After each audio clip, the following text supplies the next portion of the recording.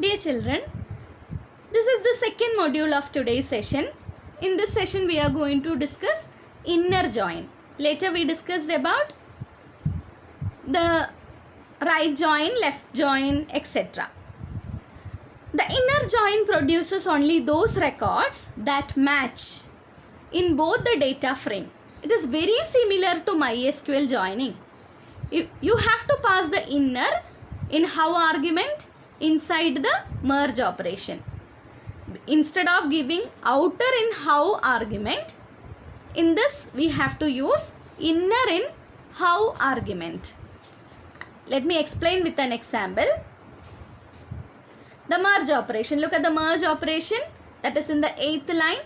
I had only changed how, that is equal to, instead of giving outer, I used inner.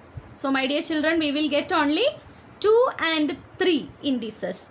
Why? Because that are the only indices, that are the only IDs which matches each other in the same data frame 1 and data frame 2. So we will get only that resultant. Actually we have to use inner joins for merge operation. That is, it is very similar to MySQL joining. Then I think you are all clear about how to do inner join. I am repeating once again. Here the common column ID we had used for merging two things. My dear children, let me ask a question. Instead of ID, if I had given value, then what will be the resultant? Value 1. In the value 1, is there any matching happens? In the value 1, what are the elements we are having? A, C, E, G, I. And in the value 2 of data frame 2, what are the values we are having? K, M, O, Q, S. So no matching happens. So there will not be a merge function happens.